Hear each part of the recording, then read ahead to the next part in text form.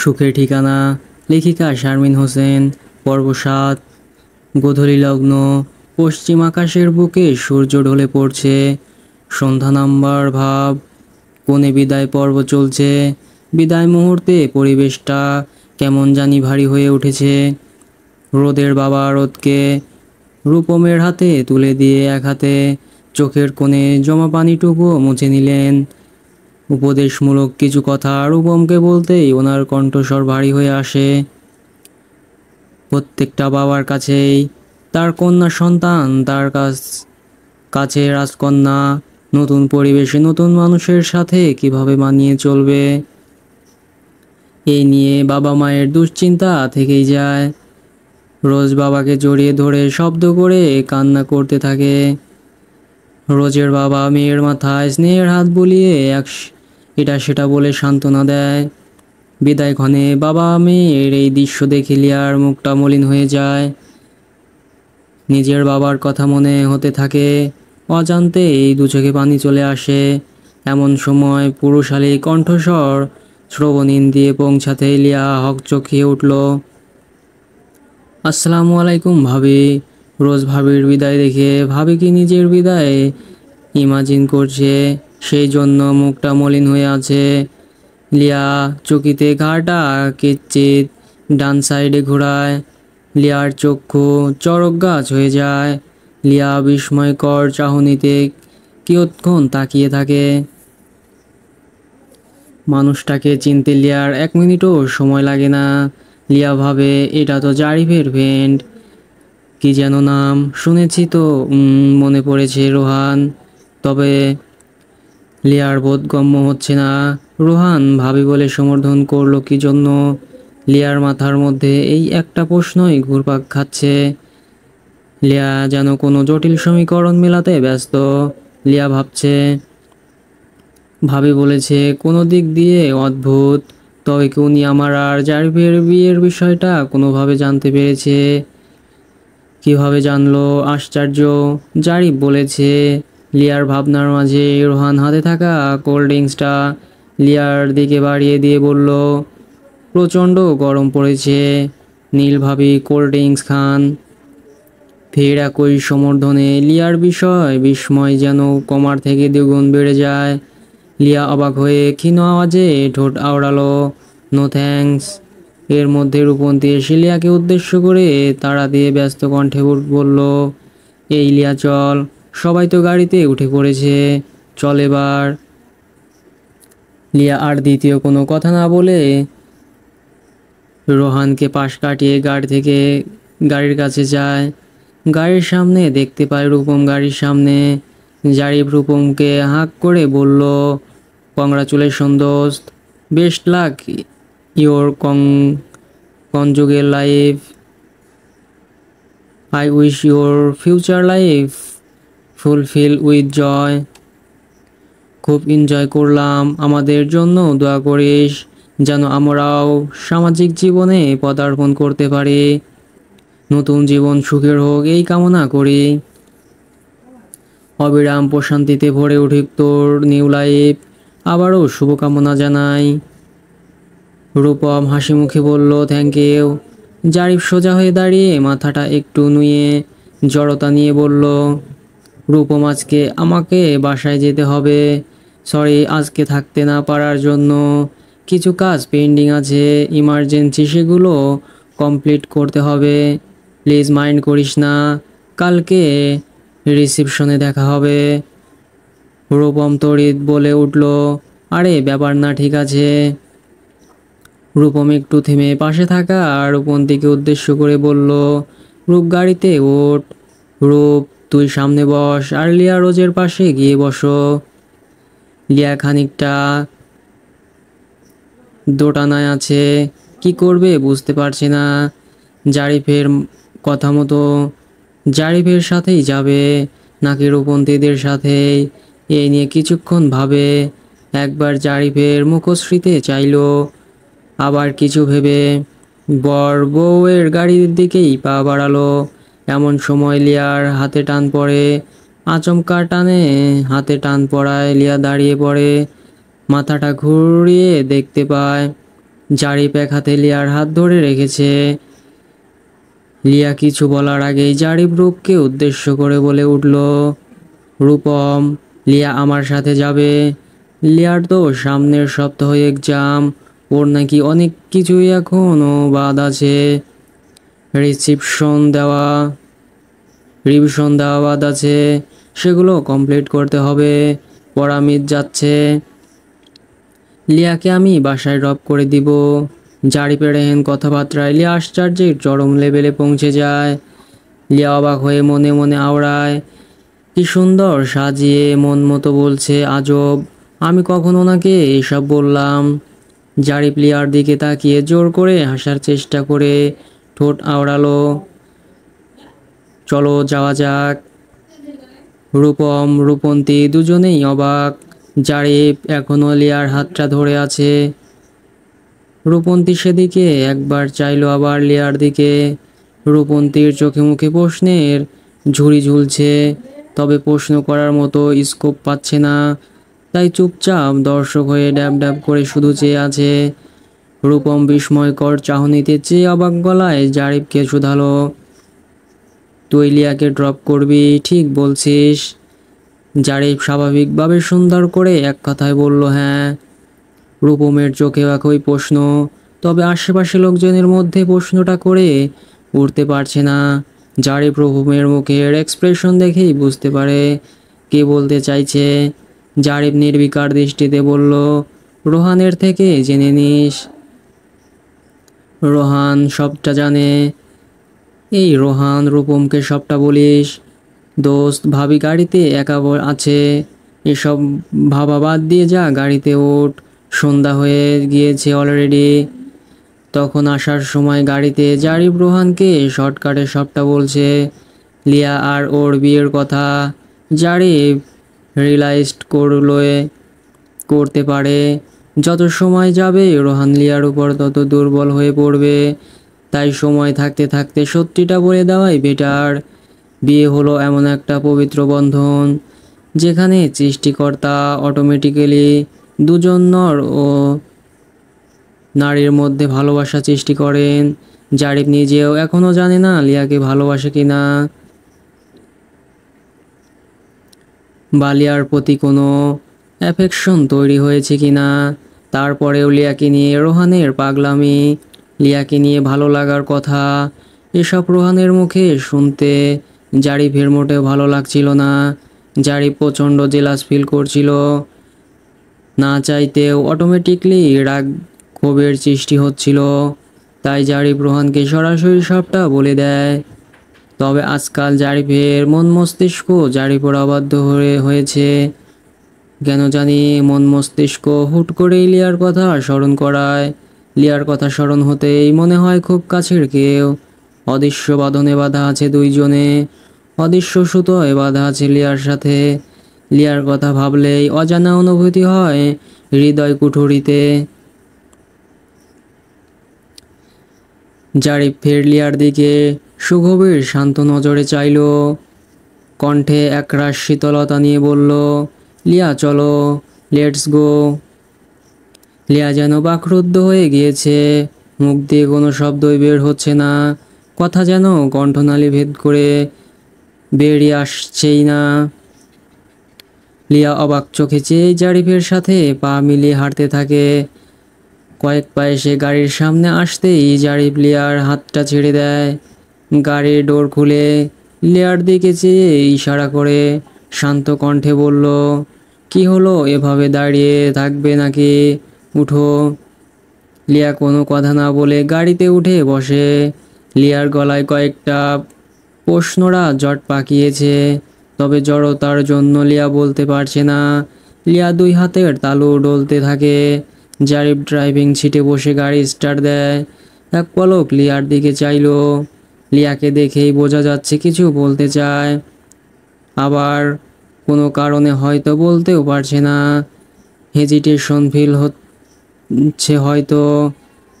স্টিয়ারিংয়ে হাত রেখে দক্ষতার সহিত ড্রাইভ করছে জারিফ। শান্ত নজর জোড়া পিচের রাস্তায় থাকলেও পাশে বসা লিয়ার দিকে মনোযোগ। লিয়া গাড়িতে বসে উৎকুশ করছে। দুজনের মধ্যেই নীরবতা চলছে। নীরবতা ভেঙে জারিফ নরম গলায় লিয়াকে শুধায়, কিছু বলবে? হেজিটেশন না রেখে যা বলার বলে ফেলো। অ্যান্সার দেওয়ার জন্য আই এম রেডি। লিয়া তড়িৎ গতিতে জারিফের মুখপানে চাইল। ভ্রুযুগল কিঞ্চিত কুঞ্চিত হলো। লিয়া এবার জমে রাখা প্রশ্নগুলো কণ্ঠনালী ভেদ করে, ঠোঁট প্রসারিত করে আমতা আমতা করে বলেই ফেলল, ইয়ে মানে আপনার বন্ধু আমাকে ভাবি বলল কেন? না মানে আপনি কি বলেছেন? আর সবার সামনে ওভাবে বললেন? মিথ্যে কেন বললেন? আমি কখন আপনাকে ওসব বললাম? আশ্চর্য। জারিফের দৃষ্টি সামনে। জারিফ মৃদু হাসল।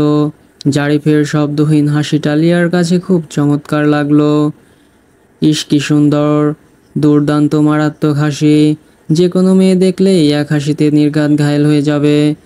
এই যে লিয়া ডাব ডাব করে অপলক দৃষ্টিতে চেয়ে আছে জারিফের মুখবয়ে। উত্তরের কথা লিয়া বেমালুম ভুলে বসে আছে। লিয়া তো জারিফকে দেখতে ব্যস্ত হয়ে আছে।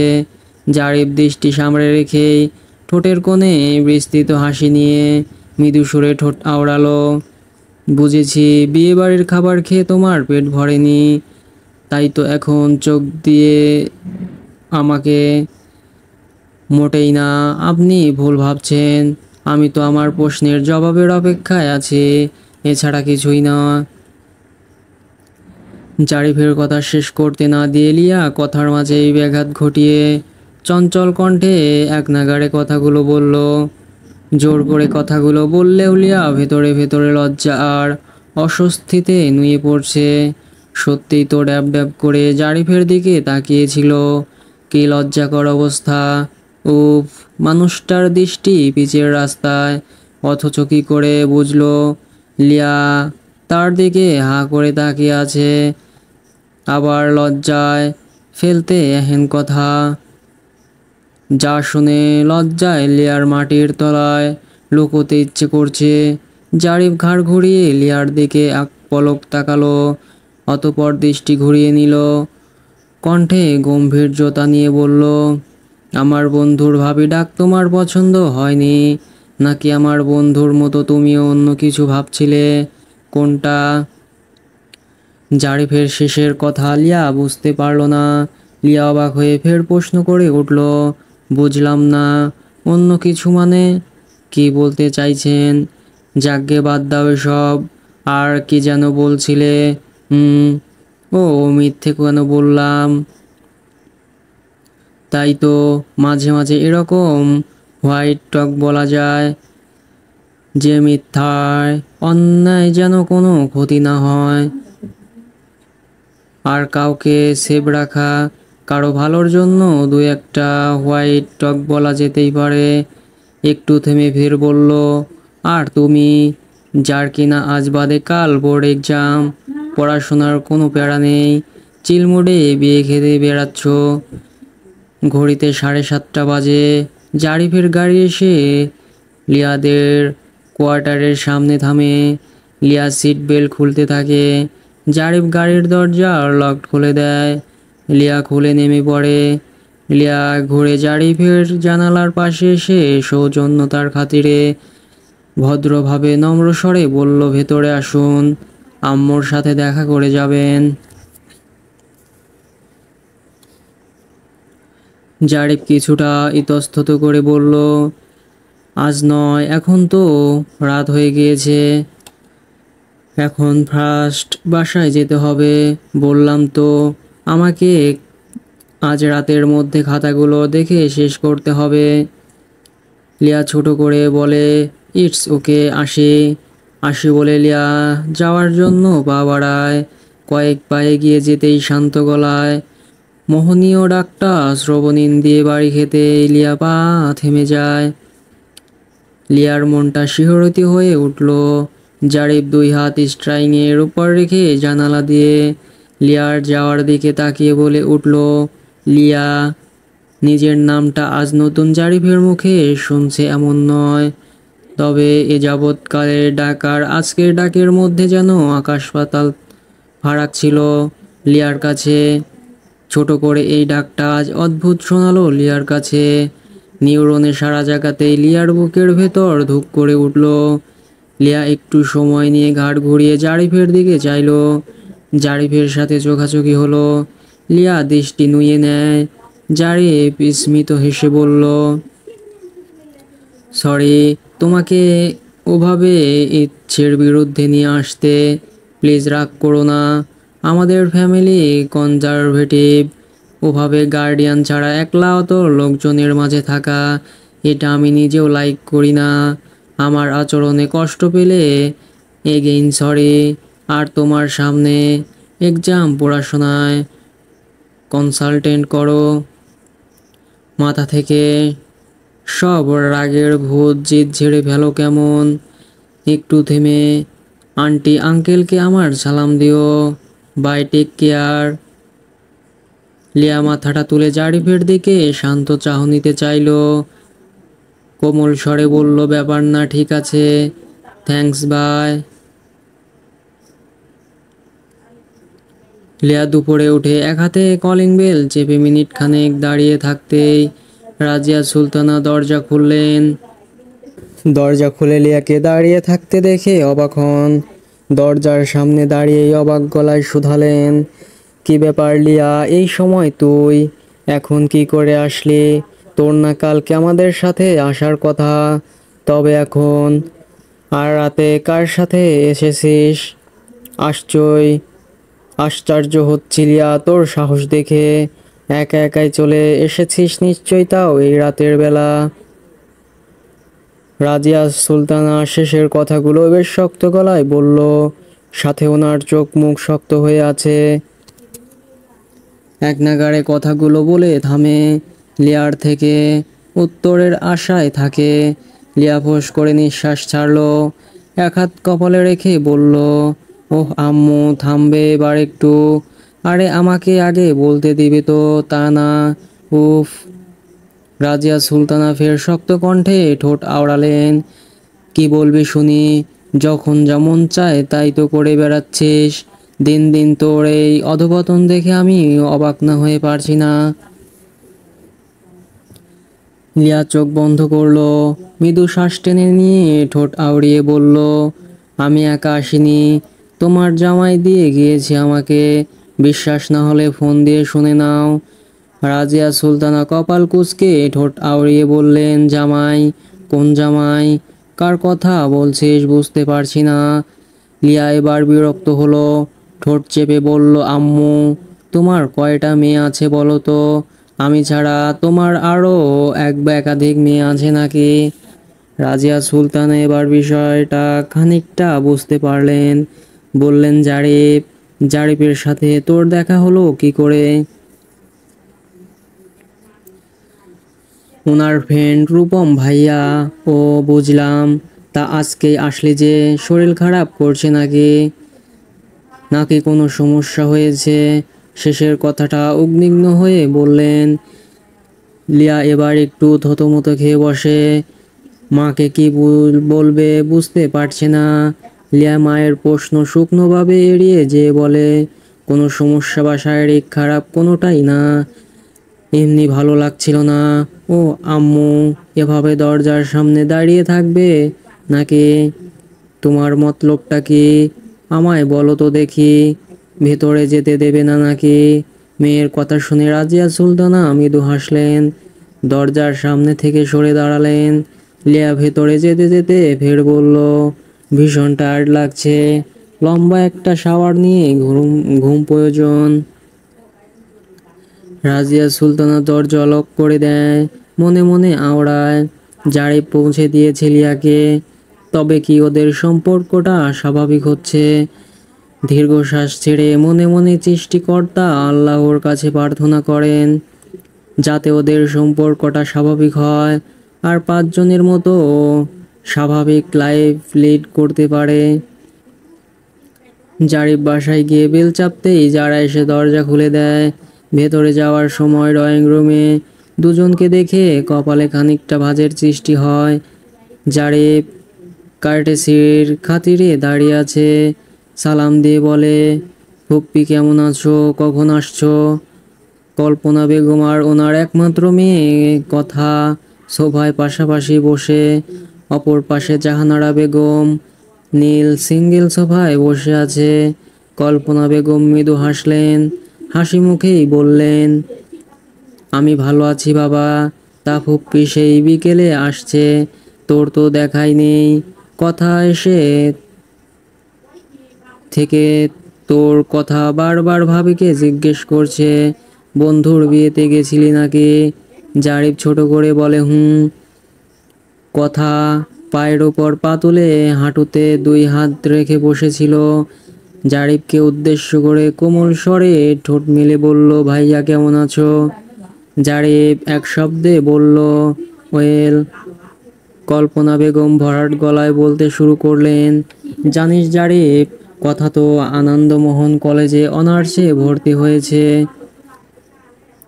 ইংলিশে চান্স পেয়েছে। কথা মেশে থাকলে চেয়েছিল। আমি ভাইয়াকে ফোন করে বললাম, ভাই কথার জন্য একটা ভালো দেখে ম্যাচ দেখে দাও তো, পরিবেশটা যেন ভালো নয়। ও মা, আমি বলার সাথে সাথেই ভাই কি বলে উঠল, কথা ম্যাচে উঠবে কেন, আমাদের এখানে থাকবে। জানিসই তো ভাইয়ের কথা আমি কখনো ফেলতে পারি না, তাই অনিচ্ছা শর্তেও ভাইয়ের কথা মতো কথাকে এখানে থাকতে রাজি করালাম। কথা তো রাজি হচ্ছিলই না। অনেক করে বলার পর মেয়ে আমার রাজি হলো। মেয়ের এক কথা লোকে কি বলবে? মামুর বাড়িতে থাকলে আমি অনেক ভেবেচিন্তে দেখলাম, একা একটা মেয়ে ছেলে মেসে না থাকাই ভালো। তাই তো জোর করে বলে কয়ে কথাকে ওখানে নিয়ে এনেছি। আর ভাবলাম নীলও একই কলেজে পড়ে, আপাতত প্রথম প্রথম নীল নিয়ে গিয়ে সব কিছু দেখে শুনে দিবে। নীল আর চোখে কথার দিকে চাইলো, দাঁত কিরবির করে মনে মনে আওড়ালো, উফ। বড় আব্বুকে ফোন করে বলতে গিয়েছে। বড় আব্বু তো সৌজন্যার খাতিরে এখানে থাকার কথা বলবেই, তাই বলে ঢ্যাং ঢ্যাং করে থাকতে চলে আসবে। আর আমার তো খেয়ে দে কাজ নেই, এই নেকারানিকে নিয়ে কলেজে যাব, উফ। আর কেউ না জানলেও আমি ভালো করেই জানি, ব্রো এর বিয়ের কথা শুনে নেকা রানী রাগ করে বিয়ে খেতে আসেনি, এখন যে কোনো মতলবে এসেছে আমি শিওর। জারিফ কল্পনা বেগমকে উদ্দেশ্য করে নম্র স্বরে বলল, ভালো করছো ফুপ্পি, আমি খুব ক্লান্ত, পরে কথা বলবো কেমন?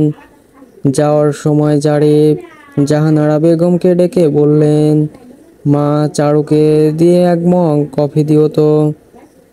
জাহানারা বেগম ঠিক আছে বলে বসা থেকে উঠে দাঁড়ায়। এমন সময় কথা চঞ্চল গলায় বলে উঠল, বড় মামি তুমি বসে থাকো, রেস্ট করো, আমি কফি বানিয়ে দিয়ে আসছি। জাহানারা বেগম সরু চোখে কথার মুখপানে চাইলেন, কিছুটা বিস্ময়কর কণ্ঠে বললেন, তুমি? কথা উঠে দাঁড়ায়, মাথা নাড়ায়, যার অর্থ হ্যাঁ। এর মধ্যে নীল ফোন স্ক্রল করতে করতে ফোড়ন কেটে বলল, তুমি কফি বানাবে, চিনি আর লবণের মধ্যে কোনটা চিনি আর কোনটা লবণ চিনতে পারবে তো? নীলের কথা শুনে কথার ভীষণ রাগ হয়। এই ছেলে ইতরে স্বভাবের তা জানা আছে কথার। কথা এক আঙ্গুল নাকের সাথে ঘষে নেয়, স্পষ্ট রাগী দৃষ্টিতে তাকিয়ে দাঁতে দাঁত চেপে বলল, নীল তোমার এরকম কেন মনে হলো? সুগার অ্যান্ড সল্টের ডিফারেন্স আমি করতে পারবো না। নীল সোজা হয়ে বসলো, নির্বিকার ভঙ্গিতে বলল, আমার তো মনে হয় তুমি শ্যাডো ফাউন্ডেশন, আইলাইনার, এক কথায় সাজগোজের যা কিছু আছে সেসব ছাড়া অন্য কিছু তেমন চেনোই না।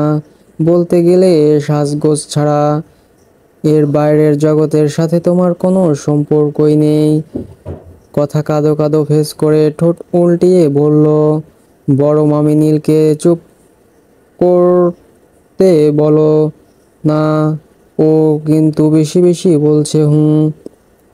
জাহানারা বেগম ধমকের সুরে বললেন, নীল কি হচ্ছে, থামবে আর কথা? মামনি, তোমাকে এই গরমের মধ্যে কিচেনে যেতে হবে না, আমি কফি বানাচ্ছি, তোমাকে কোনো কাজ করতে হবে না। তুমি পড়াশোনার জন্য আসছো, মন দিয়ে পড়াশোনা করো। কথাটা বলে জাহানারা বেগম কিচেনে চলে যান। কথা কটমট চোখে নীলের দিকে তাকালো।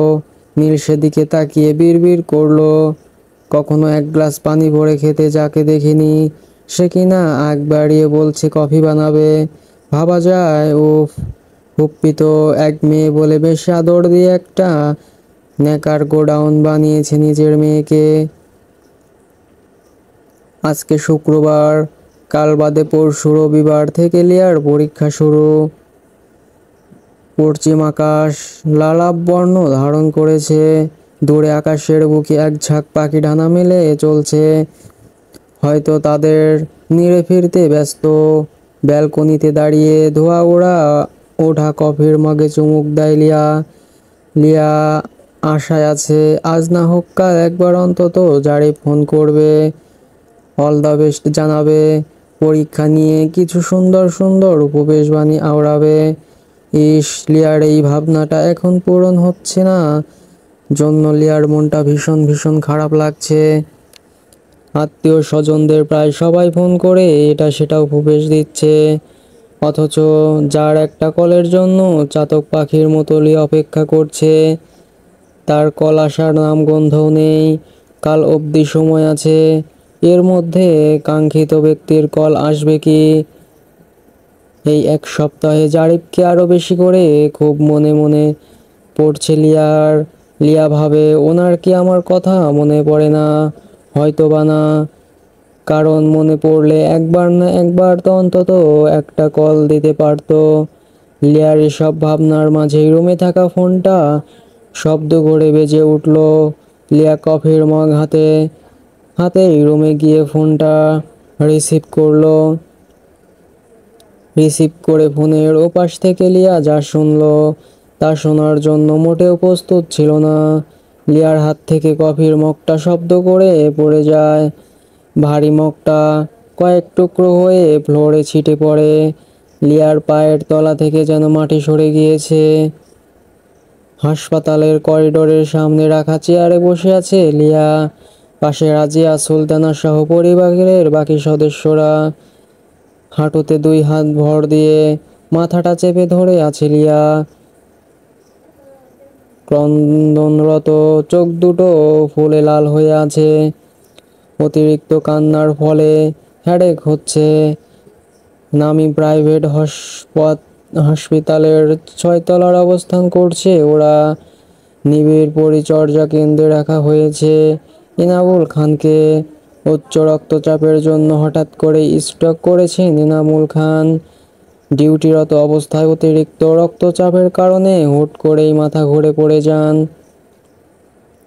জ্ঞান না ফেরায় ইমিডিয়েটলি অফিস থেকে দ্রুত হসপিটালে অ্যাডমিট করায়। ড্রাইভার আঙ্কেলের ফোন কলে এনামুল খানের সুস্থতার কথা শুনতেই লিয়া থমকে যায়। বাবা শব্দে মাত্র 2টি অক্ষর, তবে এর বিশালতা ব্যাপক। বাবা মানে এক আকাশ পরিমাণ আনন্দ। বাবা হলেন তপ্ত রোদের মাঝে শীতল ছায়া। প্রকাশ না করা ভালোবাসার মধ্যে বাবার ভালোবাসা সর্বশ্রেষ্ঠ। সব বাবাই তার সন্তানের জীবনে বটবৃক্ষের ছায়ার মতো। ধরণীতে সৃষ্টিকর্তার জন্য এক সৃষ্টি বাবা। বাবার ভালোবাসা স্বার্থহীন। সন্তানের জন্য মাথার ঘাম পায়ে ফেলে সন্তানের মুখে হাসি ফোটায় বাবা। বাবা ডাকটাই যেন কত শ্রুতিমধুর। সেই বাবার খারাপ নিউজ শুনে সন্তানের ঠিক থাকা অসম্ভব। ফোনে যখন লিয়া শুনল তার বাবাকে চেক আপ করে ডক্টর ফার্স্ট লাইফ সাপোর্টে রাখতে বলেছেন, এটা শোনার সাথে সাথে লিয়ার মাথা চক্কর দিয়ে ওঠে। লিয়া চারিদিকে অন্ধকার দেখতে থাকে। মাকে কি করে বাবার অসুস্থতার কথা বলবে? নিজেই যখন স্বাভাবিক থাকতে পারছে না। লিয়া কান্নায় ভেঙে পড়ে। হাউমাউ করে কাঁদতে কাঁদতেই মাকে বাবার অসুস্থতার কথা বলে। হসপিটালে আসতেই তাসনিমের সাথে ফার্স্ট দেখা হয়ে যায়। ডিউটিতে থাকা ডক্টরের সাথে কথা বলছিল। লিয়ারা আসার আগেই তাসনিম হাসপাতালে আসে। ড্রাইভার আঙ্কেল এক এক করে সবাইকে নিউজটা দেয় তাসনিম মেডিকেলে ছিল। ওখান থেকে সবার প্রথমে আসে। লিয়ারা আসার কিছু সময় পর দাদিমণি সহ বাড়ির সকলেই আসে। ডক্টর বলেছেন পেশেন্ট খুব সিরিয়াস। আমরা সাধ্যমতো ট্রিটমেন্ট করছি, আর আপনারা সৃষ্টিকর্তার কাছে প্রার্থনা করুন। রাত 10টা বাজতে চলল। এই তো কিছুক্ষণ আগে লিয়ার বড় মা, বড় আব্বু ওনারা চলে গিয়েছেন। হসপিটালে এত লোকজনের ভিড় না থাকাই ভালো। লিয়ার ছোট চাচ্চু জান্নাত বেগম আছেন। লিয়া তাসনিমের কোমর জড়িয়ে পেটে মুখ গুজে আছে। তাসনিম তখন থেকে লিয়াকে বাসায় যাওয়ার কথা বলছে, অথচ লিয়া রাজি হচ্ছে না। তাসনিম হতাশার দীর্ঘশ্বাস ছেড়ে লিয়ার মাথায় স্নেহের হাত বুলিয়ে আদরে গলায় ফের বলল, লিয়া টেনশন করিস না, সব ঠিক হয়ে যাবে ইনশাল্লাহ। দেখ, তুই যদি এভাবে কান্নাকাটি করিস তাহলে মেজো চাচিমার তো আরো খারাপ লাগবে। তাই বলছি, এভাবে ভেঙে না পড়ে শক্ত হ, আর চাচিমাকে সান্ত্বনা দে, আল্লাহর কাছে প্রে কর।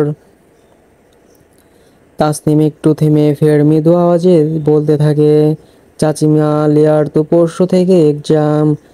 এভাবে কান্নাকাটি করে নির্ঘুমিয়ে থাকলে তো অসুস্থ হয়ে পড়বে। তুমি তো ওকে একটু বুঝিয়ে বলো না প্লিজ। রাজিয়া সুলতানা হাতের উল্টো পাশ দিয়ে গাল বেয়ে পড়া পানিটুকু মুছে নিলেন।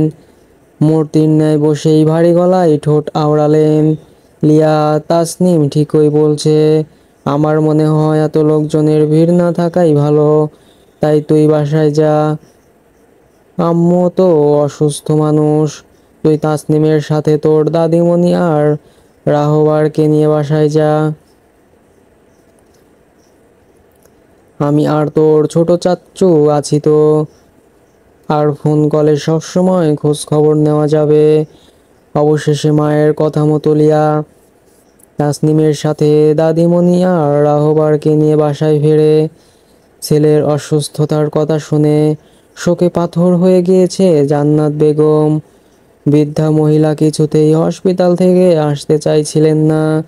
ছোট ছেলে আর তাসনিম অনেক করে বলে কয়ে শেষমেশ রাজি করায়। বাসায় এসে তাসনিম ফ্রিজ খুলে কিছু খাবার দেখতে পায়। সেগুলো গরম করে এক রাতে রান্না করতে ইচ্ছে করলো না। আর রান্না করেও লাভই বা কি? কেউ যে আর খাবার খাওয়ার পরিস্থিতিতে নেই। গলা দিয়ে মনে হয় না খাবার নামবে। উফ। খাবার রেডি করে রাহবারকে প্রথমে খাওয়িয়ে দেয়। হালকা কিছু খেয়ে রাহবার বা আর খায় না। তাসনিম রাহবারের গায়ে চাদরটা টেনে দিয়ে লাইট অফ করে দিয়ে রুম থেকে বের হয়। অতঃপর দাদিমণির খাবার আর সাথে ওষুধ দেয়। অবশেষে লিয়ার রুমে যায়। লিয়ার রুমটা অন্ধকার করে চেয়ারে বসেছিল। উফ, লিয়ার মনে হচ্ছে জীবন যেন একের পর এক চমক দেখাচ্ছে। কিছুদিন আগেই লিয়ার সাথে এত বড় একটা দুর্ঘটনা ঘটলো, যার শেষটা কি হবে তা আজও অজানা লিয়ার। আবার বাবা নামক সব থেকে আপনজন আজ মৃত্যুর সাথে লড়ছে। চোখ বন্ধ করতেই টসটসে দুফুটো নোনো জল গাল বেয়ে পড়ল লিয়ার। এর মধ্যে রুমে আলো জ্বলে উঠল। তাসনিম খাবার হাতে লিয়ার রুমে আসে। লিয়াকে বলে কয়ে খাওয়ানোর চেষ্টা করে। এক লোকমা ভাত মুখে নিয়ে লিয়া চিবুতে থাকে। গলায় আওয়াজ গলায় আজ মনে হচ্ছে কেউ যেন বেড়ি পরিয়ে রেখেছে। খাবারটা গলা দিয়ে নামানো যাচ্ছে না। বাবার সকল স্মৃতি চোখের সামনে জ্বলজ্বল করে ভাসতে থাকে। ইস, বাবা সুস্থ থাকলে বাসায় আসার সাথে সাথেই ছেলে মেয়ের খবর নিত।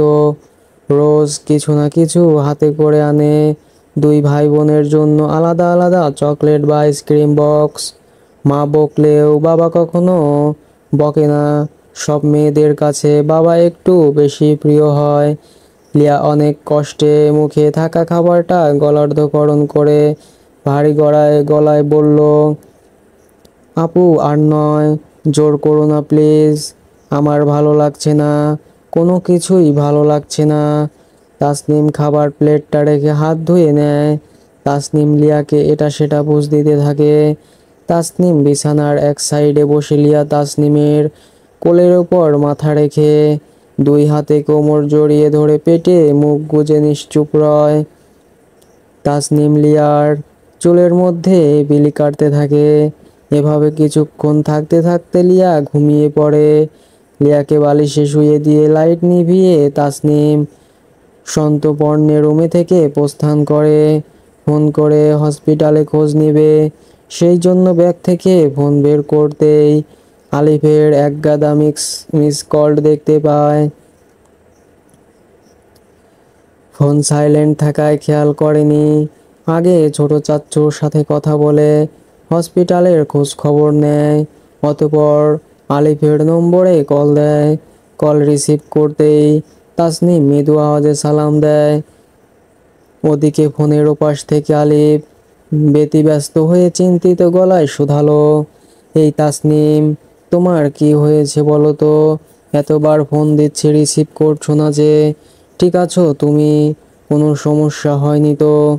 খোঁজ নিয়ে জানলাম তুমি হোস্টেলেও নাই, তুমি বাড়িতে গিয়েছো। ডক্টর সাহেবের উতলা হয়ে এক নাগাড়ে এতগুলো প্রশ্ন শুনে তাসনিমের মন্দ লাগলো না। ডক্টর সাহেব যে এত ব্যস্ততার মাঝেও এতবার কল করেছে, ইভেন হোস্টেলে পর্যন্ত খোঁজ নিয়েছে, এটা শুনতেই তাসনিমের খুব ভালো লাগলো। প্রত্যেকটা নারী চায় তার প্রিয় মানুষ সকল ব্যস্ততার মাঝেও তার খোঁজ নিক। যেখানে তাসনিম এতটা আশাই করেনি, সেখানে ডক্টর সাহেব তো একদম টিনেজারদের মতো উতলা প্রেমিক হয়ে গিয়েছে দেখছি। কি সাংঘাতিক ব্যাপার স্যাপার! আজকেই তাসনিমের মনটা পুলকিত হলো। তাসনিম ব্যালকনিতে দাঁড়িয়েছিল, এক হাতে ফোন কানে ধরে ঘাড়টা একটু হেলিয়ে অন্য হাতে লোহার করতে থাকে আর মৃদু স্বরে বলল, রিল্যাক্স জনাব, রিল্যাক্স, এত হাইপার হওয়ার কিছু নেই, আমি ঠিক আছি। তবে একটা বড় সমস্যা হয়েছে। প্রথম কথাগুলো শুনে হাঁপ ছেড়ে বাঁচতে না চাইলেও তাসনিমের শেষের কথা শুনে তাৎক্ষণিক আলিপের ভুজুগোল উৎসত কুঞ্চিত হলো। সাথে সাথেই চিন্তিত গলায় প্রশ্ন করে উঠল, কি সমস্যা, কি হয়েছে? তাসনিম শর্টকাটে সবটা বলে। আলিফ মনোযোগ সহকারে সবটা শোনে। আলিফ ছোট শ্বাস ফেলে সান্ত্বনা দিয়ে বলে, চিন্তা করো না, সব ঠিক হয়ে যাবে, আল্লাহর ওপর ভরসা রাখো, সৃষ্টিকর্তাকে বেশি বেশি স্মরণ করো, ট্রিটমেন্ট চলছে, ইনশাল্লাহ আঙ্কেল সুস্থ হয়ে যাবেন। একটু থেমে ফের ইতস্তত করে বলল আলিফ, ভাবছি কালকে আঙ্কেলকে একবার দেখতে যাব, তুমি থাকছো তো? তাসনিম ব্যালকনিতে থাকা চেয়ারে গা এলিয়ে বসলো। অতঃপর বলল, তবে কি পরিচয় দিবেন? আমার পরিবারের সদস্যরা তো থাকবে, তখন কি বলবো? বিষয়টা কিরকম হবে না? আলিফ স্মিত হাসলো, নির্বিকার ভঙ্গিতে বলল, তাই তো ভেবে দেখিনি তো।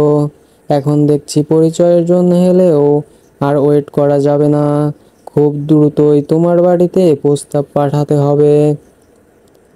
একটু থেমে সম্মোহনী স্বরে রাখলো, এই তাসনিম। তাসনিম ছোট করে বলল, জানো, যখন আমার একের পর এক কল তুমি তুলছিলে না, তখন আমার দম বন্ধ হয়ে আসছিল। এত এত অক্সিজেন থাকা সত্ত্বেও আমার মনে হচ্ছিল আমি বোধহয় সার্ভোকেটিংয়ে ভুগছি। বুকের বা পাশে চিনচিন ব্যথা অনুভব হচ্ছিল। ভাবছিলাম হুট করে বাড়িতে গিয়ে আবার বিয়ের পিঁড়িতে বসনি তো। আবার যদি এরকম হয়, আমি কিন্তু সত্যি তোমাকে জোর করে হলেও বিয়ের আসর থেকে তুলে নিয়ে আসবো। তাই ভুলেও এই ভুল দ্বিতীয়বার করতে যেও না। অ্যালার্ট করে রাখলাম। তাসনিম এক হাতে কপালের ওপর আসা চুলগুলো পেছনে ঠেলে দিয়ে ক্ষীণ আওয়াজে বলল, ধ্যাত, আমি টেনশনে আছি আর আপনি ফাজলামো করছেন। আলিফ লম্বা শ্বাস টেনে নিয়ে বলল, তোমার কাছে ফাজলামো মনে হলেও আমি কিন্তু মোটেই ফাজলামো করছি না। I am serious. যাই হোক, টেনশন করো না। খাবার খেয়েছো? হুম। আচ্ছা, রাত হয়েছে অনেক, এবার ঘুমিয়ে পড়ো। Bye, take care. Okay, bye. পরের দিন পড়ন্ত বিকেল। জারিফ ড্রয়িং রুমে বসে ল্যাপটপ কোলের ওপর রেখে কিছু একটা করছিল। এমন সময় জাহানারা বেগম এসে জারিফের পাশে বসেন। জারিফ ল্যাপটপ থেকে মাথাটা তুলে ডান সাইডে ঘাড় ঘুরিয়ে মাকে এক নজর দেখে মৃদু সুরে বলল, কিছু বলবে মা? তোমাকে চিন্তিত দেখাচ্ছে। কোনো কিছু নিয়ে চিন্তা করছো নিশ্চয়। জাহানারা বেগম মুখটা মলিন করে চিন্তিত গলায় ঠোঁট আওড়ালেন। জারিফ, বিকেল গড়িয়ে যাচ্ছে, তোর বাবা এখনো বাসায় ফিরল না যে? দুপুরে লাঞ্চ করতে আসেনি? আর রোজ তো 4টার দিকেই অফিস থেকে চলে আসে, আজ এখনো আসছে না। তার উপর কয়েকবার কল করলাম, ফোন তুললো না, বেজে বেজে কেটে গেল। জারিফ ল্যাপটপ অন করে পাশে নামিয়ে রাখলো। কপাল কুঁচকে মায়ের মুখপানে চাইলো। ব্যস্ত কণ্ঠস্বরে বলল, আচ্ছা, আমি বাবার অফিসে ফোন করে দেখছি বাবা অফিসে আছে কিনা। ফোন ওপেন করতেই নীলের নম্বর থেকে একটা মিসড কল দেখতে পায়। ভার্সিটি থেকে বাসায় আসার পর ফোন চেক করা হয়নি, হয়তো দুপুরে রুমে ছিল না এমন সময় নীল কল দিয়েছিল। তবে জারিফ ভাবে আগে বাবার অফিসে কল দিয়ে নেই, নীলের সাথে পরে কথা বলা যাবে। কন্টাক্ট লিস্ট থেকে বাবার অফিসের টেলিফোন নম্বর খুঁজতে থাকে। আনোয়ার রহমান সরকারি চাকরি করেন, অধিদপ্তরের নবম গ্রেডের একজন কর্মকর্তা। আর বছরখানেক আছে চাকরির বয়স। এর মধ্যে নিরুপমা বেগম এসে দাঁড়িয়ে শাড়ির আঁচলে হাতটা মুছতে মুছতে বললেন, নীলেরও তো কোনো খবর নেই। সেই সকালে বেরিয়েছে, দুপুরে খাবার খাওয়া নেই, গোসল নেই, কোথায় টই টই করে ঘুরে বেড়াচ্ছে তা আল্লাহ জানে। আর ও জানে আজ আসুক, ওকে আচ্ছা করে বকতে হবে। পড়ালেখার নাম গন্ধ নেই, শুধু বন্ধুদের সাথে আড্ডা দিয়ে বেড়ানো। এর মধ্যে কল্পনা বেগম এসে ছোপায় গা এলিয়ে বসেন। হঠাৎ কলিং বেলের শব্দ হয়। নিরুপমা বেগম দরজা খুলে দেন। জারিফ মাত্রই কল করতে যাবে, তখন আনোয়ার রহমান আর পেছনে নীলকে দেখতে পায়। আনোয়ার রহমান সিঙ্গেল সোফায় গা এলিয়ে বসেন, এক হাতে শার্টের হাতার কাছের বোতাম খুলতে থাকেন। জাহানারা বেগমকে উদ্দেশ্য করে বললেন, জারিফের মা, এক গ্লাস ঠান্ডা পানি দাও তো। জাহানারা বেগম উঠে দাঁড়িয়ে ড্রয়িংয়ে গিয়ে পানি এনে বাড়িয়ে দিয়ে কপাল কুঁচকে শুধালেন, এত দেরি হলো যে? দুপুরে লাঞ্চ করতেও আজ আসনি যে? কল দিলাম তুললে না। নীল জারিফের পাশে ফাঁকা জায়গায় ধপ করে বসে পড়ে, টি শার্টের ওপরে বোতাম খুলে সোফায় গা এলিয়ে দেয়। নিরুপমা বেগম ছেলের দিকে কটমট চোখে তাকিয়ে আছেন, তবে বড় ভাসুর উপস্থিত থাকায় কিছু বলতে পারছে না, না হলে এতক্ষণ ইচ্ছে মতো ঝাড়তেন। আনোয়ার রহমান টক টক ঢক ঢক করে পানিটুকু খেয়ে গ্লাসটা জাহানারা বেগমের হাতে ধরিয়ে দিয়ে একটু নড়ে চড়ে বসলেন। মুখায়ব টান টান করে গম্ভীর গলায় বললেন, হসপিটালে গিয়েছিলাম। লিয়ার বাবা এনামুল খান খুব অসুস্থ, গতকালকে স্ট্রোক করেছেন, দেখতে গিয়েছিলাম। জারিফ তড়িৎ গতিতে বাবার দিকে মুখটা তুলে চাইল। জারিফের ভেতর প্রশ্নের সৃষ্টি হয়, বাবাকে খবর দিল কে? জারিফ কৌতূহলী হয়ে প্রশ্ন করেই উঠল, বাবা তোমাকে কে বলল? না মানে তুমি কিভাবে জানলে? আনোয়ার রহমান ছেলের মুখশ্রীতে এক নজর চাইলেন, হতাশার দীর্ঘশ্বাস ছেড়ে গম্ভীর মুখায়ব করে বললেন, তোমার তো একটিবার হলেও যাওয়া উচিত ছিল জারিফ, আর আমাকে খবরটা নীলের কাছ থেকে শুনতে হয়েছে। নীল দুপুরে ফোন দিয়ে বলল, অফিস থেকেই সরাসরি হসপিটালে গিয়েছিলাম। ওখানে গিয়ে নীলকে দেখতে পাই। জারিফ নীলের দিকে একবার তাকালো, আবার বাবার দিকে তাকিয়ে ক্ষীণ আওয়াজে বলল, আমি জানতাম না, আর খবরটা তোমার কাছে থেকেই ফার্স্ট শুনছি। আনোয়ার রহমান গম্ভীর কণ্ঠেই বলতে থাকেন, তুমি জানতে না সেই ব্যর্থতা তোমার, তুমি নিজেকে তোমার কাছে সেইভাবে প্রেজেন্ট করতে পারোনি যে তাদের দুঃখ বা সুখ বা দুঃখের যে কোনো পরিস্থিতির কথা তোমার কাছে শেয়ার করবে, তোমাকে কোনো খবর দেওয়ার প্রয়োজন বোধ করবে, নিজেকে এতটা ইম্পর্ট্যান্ট করে তুলতে পারোনি তুমি। সেই ব্যর্থতা সম্পূর্ণ তোমার। জারিফ মাথাটা নুয়ে চুপচাপ থাকে। জাহানারা বেগম কিছুটা বিরক্তিকর ফেস করে বললেন, নীল তুই কি করে জানলি? আর তোর বড় আব্বুকে জানানোর সময় জারিফকে একবার ফোন দিয়ে জানাসনি কেন? নীল আমতা আমতা করে বলল, আমি লিয়ার থেকে শুনেছিলাম, আর ব্রোকে জানাতে কল করেছিলাম। ব্রো হয়তো ব্যস্ত ছিল তাই রিসিভ করেনি বা খেয়াল করেনি। তারপর ব্রোকে হোয়াটসঅ্যাপে মেসেজ দিয়েছিলাম, মেসেজও বোধহয় এখনও সিন করেনি। জারিফ বলল, তোর কল আমি খেয়াল করিনি, এই একটু আগে তোর কল দেখলাম। ভার্সিটি থেকে আসার পর অনলাইনে আর যায়নি, তাই মেসেজ সিন করা হয়নি। জারিফ মনে মনে আওড়ায়, লিয়া নীলকে খবরটা দিয়েছে, অথচ আমাকে দেওয়ার একবারও প্রয়োজন বোধ করলো না। তার মানে লিয়ার সাথে নীলের রেগুলারলি কথা হয়। লিয়ার ফেসবুক আইডির সাথে নীল অ্যাড আছে, খুব কমই কথা বলা হয়। আজকে দুপুরে লিয়া একটা পোস্ট করে, যেখানে লিয়ার বাবার আইসিইউতে থাকা একটা ছবি, সাথে লেখা, সবাই আমার আব্বুর জন্য দোয়া করবেন। দুপুরে এই পোস্টটা দেখার সাথে সাথেই নীল লিয়াকে কল করে, তখন সবটা জানতে পারে। আনোয়ার রহমান জারিফকে উদ্দেশ্য করে ফের বললেন, জারিফ সন্ধ্যার পর তুমি হসপিটালে যাবে, যাই হোক যেহেতু জানতে না এখন তো জানলে। জারিফ হ্যাঁ সূচক বলে। এমন সময় কল্পনা বেগম ভোরন কেটে বললেন, ভাইজান তুমি মিছিমিছি ছেলেটাকে এভাবে বলছো কেন বলো তো? তারা না জানালে এখানে জারিফের কি দোষ? আর তারাই বা কেন আঙ্কেলের লোক? একবারও জানানোর প্রয়োজন বোধ করলো না। আমার মনে হয় ভাইজান, যেখানে ওনারা নিজে থেকে জানায়নি সেখানে যাওয়াই ভালো।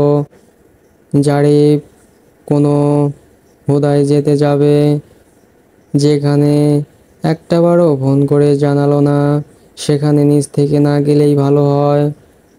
আনোয়ার রহমান শান্ত কণ্ঠে বললেন, এটা কোনো বিয়ে বা কোনো অনুষ্ঠান নয় যে ফোন করে জনে জনে বলবে, আর সেখানে কিনা দাওয়াতে যাওয়া যাবে না।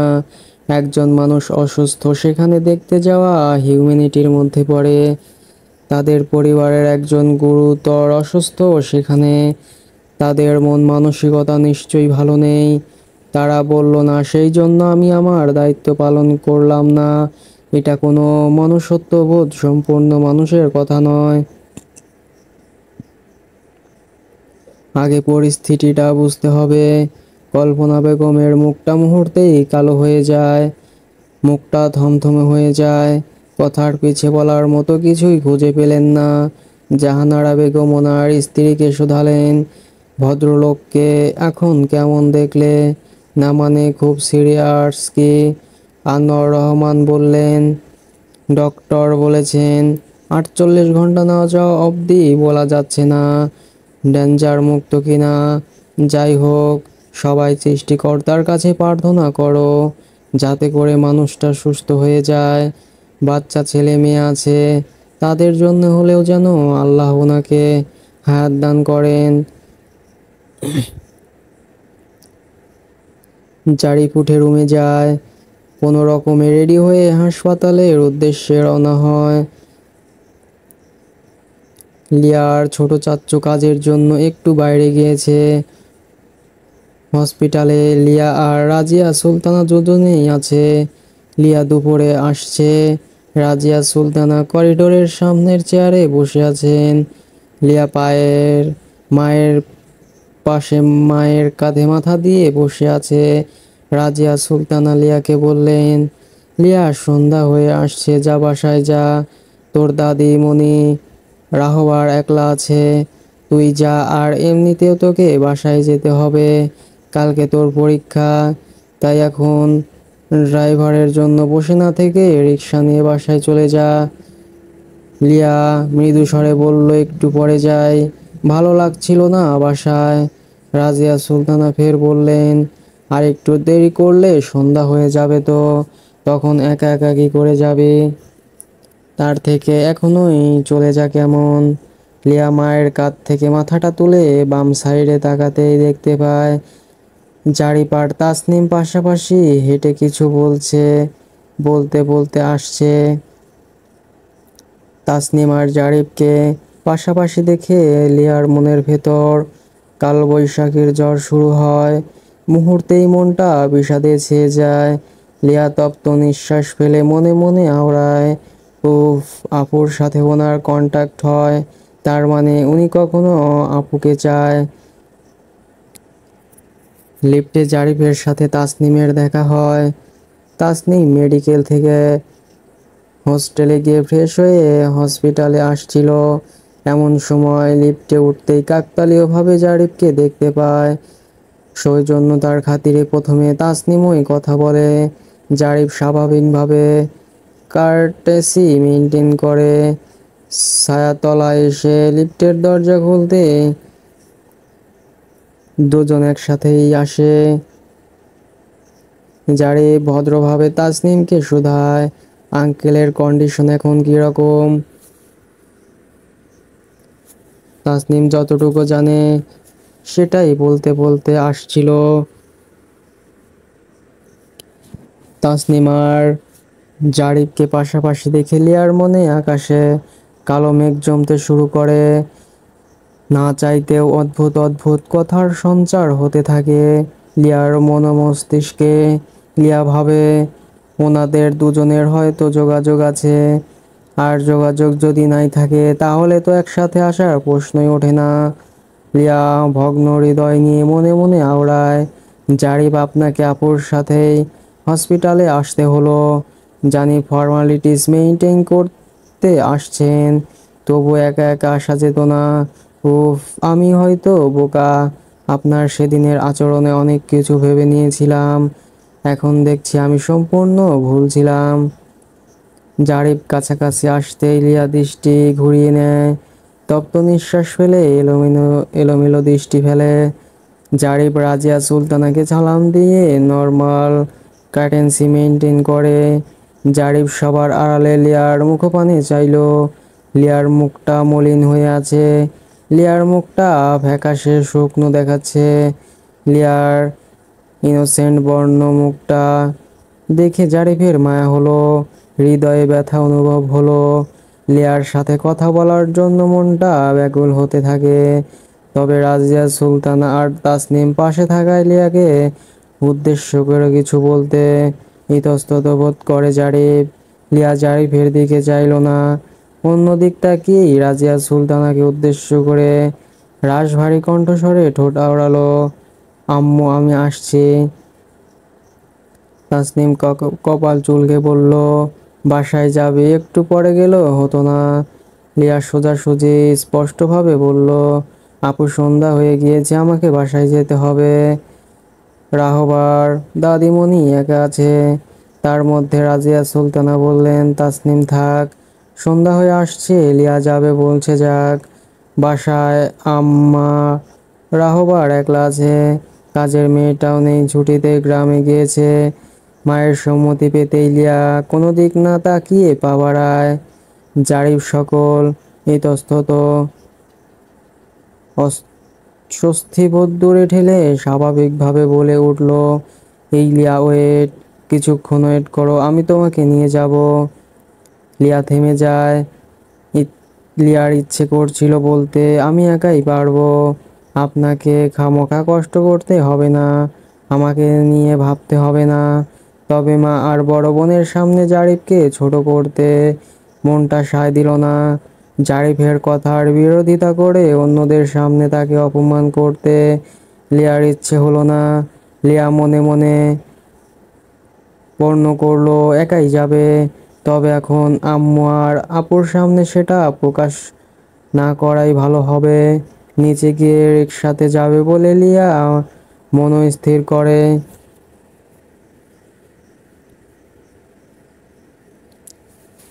জারিফ ইনামুল খানকে দেখে এসে রাজিয়া সুলতানার সাথে ভালো মন্দ কিছু কথা বলে বিদায় নেওয়ার সময় নম্র কণ্ঠে বলল, আন্টি টেনশন করবেন না, আঙ্কেল ঠিক হয়ে যাবে, আমরা সবাই আছি তো, একদম ভেঙে পড়বেন না।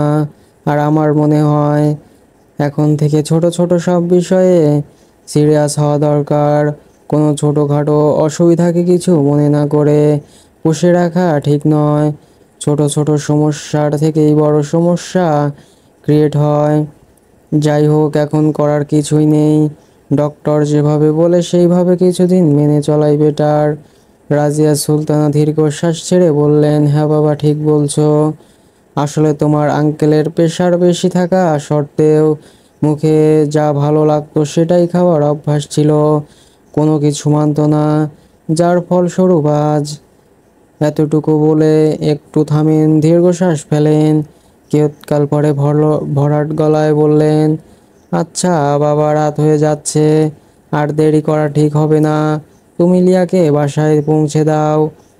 রাহবার একা আছে, একা একা ওর নিশ্চয়ই খুব খারাপ লাগছে।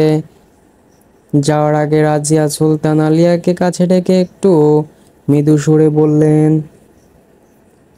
লিয়া, রাতে হালকা কিছু রান্না করে রাখিস কেমন, সকালে সেগুলো গরম করে খেয়ে পরীক্ষা দিতে যাস। পরীক্ষা দিতে যাওয়ার আগে আমি ভিডিও কলে কথা বলে নেব। আর চিন্তা করিস না, খাওয়া দাওয়া করিস, আর ঠিক মতো ঘুমাস, ব্রেনের উপর বেশি প্রেশার দিস না। পরীক্ষার রেজাল্ট যেন আশানুরূপ হয়। তোর আব্বু সুস্থ হওয়ার পর যদি শোনে তোর পরীক্ষা ভালো হয়নি, তাহলে মানুষটা কিন্তু নিজেকে দায়ী ভাববে, তার অসুস্থতার কারণেই তোর পরীক্ষা ভালো হয়নি। কথাগুলো বলতে রাজিয়া সুলতানার গলায় স্বর ভারী হয়ে আসছিল। লিয়া হুট করে মাকে জড়িয়ে ধরলো, কাঁধে মাথা রাখলো, ঠোঁট কামড়ে ধরে কান্না আটকানোর ব্যথা চেষ্টা চালিয়ে যাচ্ছে। রাজিয়া সুলতানা লিয়ার পিঠে হাত বুলিয়ে দিয়ে আদরে গলায় বলল, লিয়া, মন খারাপ করিস না, সব ঠিক হয়ে যাবে ইনশাল্লাহ। জারিফ একটু দূরে দাঁড়িয়ে মা মেয়ের এই সুন্দর স্নেহময় দৃশ্যটা দেখতে থাকে।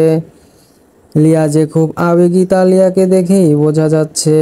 মায়ের থেকে বিদায় নিয়ে জারিফের সাথে নিচে নেমে লিয়া জিদ ধরে বলে উঠল, আমি রিকশাতেই যেতে পারবো, আপনাকে কষ্ট করে যেতে হবে না। জারিফ নির্বিকার ভঙ্গিতে দাঁড়িয়ে শীতল চাহনিতে লিয়ার দিকে চাইল, কণ্ঠে শীতলতা নিয়ে বলল, তোমাকে পৌঁছে দিতে আমার কষ্ট হবে, আমি একবারও বলেছি এটা। কিছু কিছু কথা বলতে হয় না, এমনিতেই বোঝা যায়, যা বুঝে নিতে হয়। জারিফ ভ্রু নাচিয়ে প্রশ্ন করে উঠল, আমার সম্পর্কে কি বুঝছো তুমি, টেলমি। লিয়া মাথা নুইয়ে ক্ষীণ আওয়াজে বলল, এই যে জাস্ট সৌজন্যতার জন্য আমাকে পৌঁছে দিতে চাইছেন, এটা আমি বুঝি, তাই বলছি আপনাকে এসব ফর্মালিটিস পালন করতে হবে না, আমি একাই যেতে পারবো। কথাটা শেষ করে লিয়া উল্টো দিক ফিরে যেতে থাকে। লিয়ার কথা শুনে জারিফের মেজাজ বিগড়ে যেতে থাকে। এই মেয়ে সব সময় উল্টো পাল্টা বুঝবে আর সেই অনুযায়ী জিদ ধরে থাকবে। জারিফ ফোঁস করে তপ্ত নিঃশ্বাস ফেলল। লিয়ার হাত ধরে টান দিয়ে নিজের দিকে ঘুরিয়ে নিল। লিয়া জারিফের একদম কাছাকাছি গিয়ে ঠেকলো। বিষয়টাতে লিয়া ভড়কে যায়। জারিফ দুই হাতে লিয়ার দুই কাঁধ ধরে চোয়াল শক্ত করে দাঁতে দাঁত চেপে বলল, তোমার প্রবলেমটা কোথায় বলবে তো? আমার এই সমস্যা, সব সময় তুমি তোমার জিদ ইগো নিয়ে থাকো, নিজের যেটা মনে হয় সেটাই বলে ফেলো, নিজের আর্জি মতো চলো। কি করলে তোমার মনে হবে সব কিছু আমি সো কল ফর্মালিটিস থেকে করছি না? কেন বারবার মেজাজ বিগড়ে দাও আমার, যাতে করে তোমার সাথে দৃঢ় আচরণ করতে হয়? লিয়া জারিফের কথায় বোকা বোকা চোখে চেয়ে রইল। জারিফ লিয়ার দুই বাহু একটু শক্ত করে ধরায় লিয়া ব্যথা পাচ্ছিল। লিয়া আশেপাশে তাকিয়ে দেখে লোকজন চেয়ে আছে। লিয়া ক্ষীণ আওয়াজে ঠোঁট মেলে বলল, আহ আমার লাগছে, ছাড়ুন। আর সবাই তাকিয়ে আছে, কি ভাবছে বলুন তো? জারিফ নিজেকে ধাতস্থ করে ফোঁস করে নিঃশ্বাস ছাড়ে। লিয়াকে ছেড়ে সোজা হয়ে দাঁড়ায়। অপরাধীর স্বরে বলল, সরি। চোখ বন্ধ করে লম্বা শ্বাস টেনে নিয়ে গম্ভীর মুখ করে ফের বলল, লিয়া অনেকটা হয়েছে, আর সিন ক্রিয়েট করতে বাধ্য করো না। তাই বলছি, আর কোনো কথা না বলে ফার্স্ট গাড়িতে বসো। লিয়া গাল ফুলিয়ে রাখে, শেষমেশ গাড়িতে উঠে বসে। জারিফ গাড়িতে বসে সিট বেল্ট বাঁধতে বাঁধতে লিয়ার দিকে চাইলো। একটু তেড়া করে বলল, সেই তো আমার কথা শুনলে, আগে থেকে গুড গার্লের মতো কথা শুনলে তোমার সাথে রূঢ় আচরণ করতে হতো না, জিদ ধরে না থাকলে তোমাকে হাট করতে হতো না। অর্ধাঙ্গিনীকে নাকি বাম পাঁজরের হাড় থেকে সৃষ্টি করা হয়েছে, আর বাম পাঁজরের হাড় বাঁকা থাকে। তোমাকে দেখে তো ভুরু পুরু হয়ে যাচ্ছে, তো তোমাকে নিয়ে চলা আমার মুশকিল হয়ে যাচ্ছে। সব সময় সব কথায় বেঁকে বসা তোমার নেচার। ও সংসার লাইফ শুরু করার আগেই তোমাকে নিয়ে চলতে আমি হিমশিম খাচ্ছি। না জানি সামনে আরো কি কি ওয়েট করছে আমার জন্য। কপাল করে এমন একটা ঘাড়তেরা বউ পেয়েছি। হে মাবুদ রক্ষা করো। জারিফের মুখে বউ শব্দটা শুনে লিয়ার সারা শরীর জুড়ে শিহরণ খেলে যায়। অদ্ভুত সুন্দর এক অনুভূতি হয় লিয়ার হৃদয়ে। এতক্ষণের রাক্ষোভ যেন মুহূর্তেই বরফের মতো গলতে শুরু করে। জারিফ এক মনে ড্রাইভ করছে। লিয়ার জানতে ইচ্ছে করছিল তাসনিমের সাথে জারিফের কন্টাক্ট হয় কিনা। লিয়া উসখুস করতে থাকে। অবশেষে নিজেকে দামিয়ে রাখতে না পেরে লিয়া কৌশলে জারিফকে শুধায়, আব্বুর অসুস্থতার কথা আপনি নিশ্চয় আপুর থেকে শুনেছেন। জারিফের তীক্ষ্ণ নাভ ঠিকই বুঝতে পারল লিয়া অ্যাকচুয়ালি কি বলতে চাইছে। জারিফ দৃষ্টি সামনে রেখেই মৃদু হাসল। জারিফ উত্তর না দিয়ে পাল্টা প্রশ্ন করে উঠল, তাসনিম আর আমাকে একসাথে দেখে তুমি জেলাস ফিল করছিলে নিশ্চয়ই। তোমার রাক্ষোভ হচ্ছিল আমার ওপর, কোনটা? লিয়া এলোমেলো দৃষ্টি ফেলল। জড়তা নিয়ে তড়িৎ ঠোঁট আওড়ালো, মোটেও না, তেমন কিছুই না। লিয়ার জড়ানো কণ্ঠের কথা শুনে জারিফের হাসিটা বৃদ্ধি পেল। ঠোঁটের কোণে বিস্তৃত হাসির রেখা রেখেই কণ্ঠে একরাশ শীতলতা নিয়ে জারিফ ফের বলল, তোমরা মেয়েরা হাজার এডুকেটেড হলেও এই বিষয়টার ক্ষেত্রে কেমন যেন মূর্খতার পরিচয় দাও। তবে এটা ভালো বৈশিষ্ট্য। I like it. যাকে যে নির্ভেজাল ভালোবাসে সে অন্যের সঙ্গে সহজে মেনে নেয় না। নিঃসন্দেহে এটা ভালো চরিত্রের অ্যাট্রিবিউট। তাসনিমের সাথে আমার কো ইনসিডেন্সলি লিফটে দেখা হয়ে যায়। তাসনিমের সাথে আমার যোগাযোগ নেই। আমি আঙ্কেলের অসুস্থতার কথা বাবার আর নীলের মাধ্যমে ফার্স্ট শুনেছি। লিয়া খুবই লজ্জিত হয়। লিয়ার নিজের উপর রাগ হতে থাকে। শুধু শুধু কী সব ভেবে বসেছিল। লিয়া নিজের উপর অনুতপ্ত হয়। জারিফ একটা রেস্টুরেন্টের সামনে গাড়ি দাঁড় করায়। গাড়ি থেকে নামতে নামতে বলল, লিয়া তুমি একটু ওয়েট করো, আমি এক্ষুনি আসছি। লিয়া ঘাড় নাড়ায়, যার অর্থ ঠিক আছে। লিয়ার পাল্টা কোনো প্রশ্ন করতে ইচ্ছে হলো না, কারণ লিয়া বেশ জারিফকে বুঝতে পেরেছে। কোনো কাজ বা কারণ ছাড়া জারিফকে সময় অপচয় করবে না। 5 মিনিটের মধ্যে জারিফ চলে আসে, হাতে পলিথিনের ব্যাগ, যার ভেতর খাবারের প্যাকেটগুলো দৃশ্যমান। তবে লিয়া কিছুই বলল না।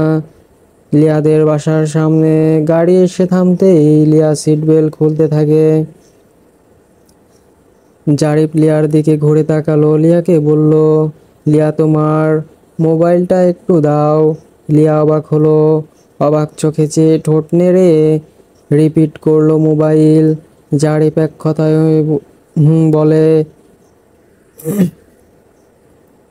লিয়া পার্স থেকে ফোন বের করে জারিফের দিকে বাড়িয়ে দেয়। জারিফ সোজাসুজি বলল, লক খুলে দাও। লিয়া ফিঙ্গার স্পর্শ করে লক খুলতে থাকে আর ভাবে, ফোন দিয়ে কি করবে, অদ্ভুত কিছু কি চেক করতে চাইছে নাকি। লিয়া এসব মনে মনে বললেও মুখে কিছু না বলে জারিফের দিকে বাড়িয়ে দেয়। জারিফ সরাসরি ডায়ালে গিয়ে নিজের নাম্বারটা তুলে সুন্দর করে ইংরেজি ফন্টে জারিফ নামে সেভ করে। অতঃপর কল দেয় নিজের নম্বরে। এর মধ্যে জারিফের ফোনে আলো জ্বলে উঠল। এটা দেখে লিয়া বিষয়টা সহজেই বুঝতে পারল। জারিফ তখন ওই লিয়ার ফোন লিয়ার হাতে ধরিয়ে দিল আর বলল, কল লিস্টে সবার উপরে নিজেকে রাখলাম, যদি কোনো দরকার পড়ে সবার আগে আমাকে জানিও, কেমন। রাতে বাজে কোনো সময় দরকার পড়লে কোনো হেজিটেশন ছাড়াই ফোন দিও। লিয়া ঘাড় নাড়ায়। লিয়া নেমে দাঁড়ায়। জারিফ খাবারের প্যাকেটগুলো লিয়ার হাতে ধরিয়ে দেয়। লিয়া মৃদু আওয়াজে বলল, এগুলোর কি দরকার ছিল? এত খাবার শুধু শুধু নষ্ট হবে। না খেলে তো নষ্ট হবেই। খাবে তাহলে নষ্ট হবে না। জারিফের স্পষ্ট জবাব। লিয়া সৌজন্যতার খাতিরে বলল, ভেতরে আসুন, চা বা কফি খেয়ে যাবেন। জারিফ স্মিত হেসে বলল, প্লিজ, আজ নয়, পরে আসবো। আজকে এখন একটু টাউন হলে যেতে হবে, একটু কাজ আছে। জারিফ একটু থেমে ফের নরম স্বরে বলতে থাকে, লিয়া একদম টেনশন করো না। There is no cause for worry. Uncle সুস্থ হয়ে যাবে। সবাই মিলে ওনার সুস্থতা কামনা করা হচ্ছে। সৃষ্টিকর্তা নিশ্চয়ই সুস্থ করে দিবেন। মাথায় বেশি প্রেশার না নিয়ে নিজেকে স্বাভাবিক করো, আর ঠিক মতো খাবার খেও। ভালোভাবে পরীক্ষার প্রিপারেশন নিও, কেমন। Take care. লিয়া মাথা দুলালো, যার মানে ঠিক আছে। লিয়া কোমল স্বরে বলল, দেখে শুনে যাবেন ভাই। জারিফ বিনিময়ে স্মৃত হাসলো। লিয়ার মনটা বেশ ভালো আছে। একটু আগে হসপিটাল থেকে ছোট চাচ্চু ফোন করে বলেছে, ডক্টর বলেছেন পেশেন্ট এখন আগের থেকে অনেকটা বেটার আছে। এরকম থাকলে 2-1 দিনের মধ্যেই বেডে শিফট করা যাবে। রাত 12:30 বাজতে চলছে।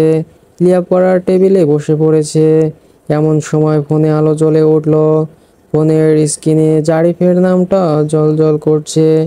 লিয়া কয়েক সেকেন্ড দেখে নিয়ে কল তুলল, রিসিভ করে সালাম দিল। জারিফ বিছানার হেডে হেলান দিয়ে পায়ের সাথে পা জড়িয়ে শুয়ে এক হাতে ফোন কানে ধরে অপর হাত একটা বালিশ কোলের ওপর নিয়ে শান্ত কণ্ঠে সালামের উত্তর দেয়। লিয়া এক হাতে ফোনটা নাড়তে নাড়তে বলল, কখন বাসায় গিয়েছেন? আন্টি আঙ্কেল কেমন আছে? এই তো ঘন্টাখানেক আগে। সবাই ভালো আছে। তুমি কি করছো? আমি পড়ছিলাম। রাতে খাবার খেয়েছো? আপনি? হ্যাঁ। জারিফ একটু থেমে নরম স্বরে বলল, লিয়া বেশি রাত জেগো না, এখন ঘুমিয়ে পড়ো। কেমন? পর্যাপ্ত ঘুম না হলে ব্রেন ঠিকঠাক কাজ করবে না, তাই মস্তিষ্ককে ঠিকঠাক সচল রাখতে ঘুমের প্রয়োজন। এখন ঘুমিয়ে পড়ো, সকালে উঠে একবার রিভিশন দিয়ে নিও, মাথা থেকে সকল দুশ্চিন্তা একদম ঝেড়ে ফেলো। সুস্থ ঠান্ডা মস্তিষ্কে পরীক্ষা দিবে, আর রেজাল্ট আশানুরূপ দেখতে চাই। লিয়া মৃদু আওয়াজে বলল, দোয়া করবেন? নিশ্চয়। আচ্ছা লিয়া, বেশি দেরি করো না, ঘুমিয়ে পড়ো। Good night. Good night. লিয়ার নিজের কাছে সবটা কেমন যেন স্বপ্ন স্বপ্ন লাগছে। লিয়ার বিশ্বাস হচ্ছে না না জারিফ নিজে থেকে লিয়ার খোঁজ খবর নিচ্ছে, লিয়াকে নিয়ে উদ্বিগ্ন আছে। এসব কিছু কেমন যেন কল্পনা মনে হচ্ছে।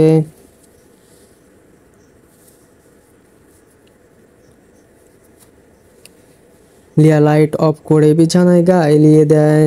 জারিফের বলা প্রতিটা কথা ভাবতে ভাবতে এক পর্যায়ে ঘুমিয়ে পড়ে। 9টা বাজতে 15 মিনিট বাকি আছে। 10টা থেকে লিয়ার পরীক্ষা। লিয়া শাওয়ার নিয়ে ওয়াশরুম থেকে বের হয়, চুল মুছতে থাকে। লিয়ার ভীষণ মন খারাপ করছে। আজ প্রথম পরীক্ষার দিন। মা থাকলে নিজে হাতে খাইয়ে দিত, বারবার বলতো অ্যাডমিট, পেন, স্কেল সব কিছু ঠিকঠাক গুছিয়েছিস তো? মা নিজে চেক করে দিত। বাবা প্রথম দিন সাথে করে নিয়ে যেত, সেখানে মা বাবা দুজনই কাছে নেই। মা বাবার মুখটা না দেখে পরীক্ষার কেন্দ্রে যেতে হবে লিয়াকে। এইটা ভাবতেই লিয়ার বুক ফাটা কান্না পাচ্ছে। কিছুক্ষণ আগে দাদিমণি রাতের খাবারগুলো গরম করে লিয়াকে খাওয়ার জন্য ডেকে নিয়ে গিয়েছে, অথচ লিয়ার ইচ্ছে করছে না ডাইনিংয়ে গিয়ে খাবার খেতে। এমন সময় কলিং বেল বেজে উঠল। লিয়া টাওয়াল দিয়ে চুলগুলো মুছতে নিয়ে দরজা খুলতে গেল। দরজা খুলে সামনে রাজিয়া সুলতানাকে দেখে লিয়া অবাক হলো। লিয়ার অবাক দ্বিগুণ হলো পিছনে জারিফকে দেখে। সাদা টাওয়াল দিয়ে চুলগুলো মুড়িয়ে রাখা, কপালের ওপর কিছু চুল বেয়ে টপ টপ করে পানি পড়ছে। লিয়ার ফর্সা মুখে বিন্দু বিন্দু পানি মুক্তদানার মতো চিকচিক করছে। লিয়াকে দেখতে খুবই স্নিগ্ধ লাগছে, সদ্য ফোটা সাদা বেলি ফুলের ন্যায় লাগছে। জারিফ অপলক দৃষ্টিতে লিয়ার সৌন্দর্য দেখছে।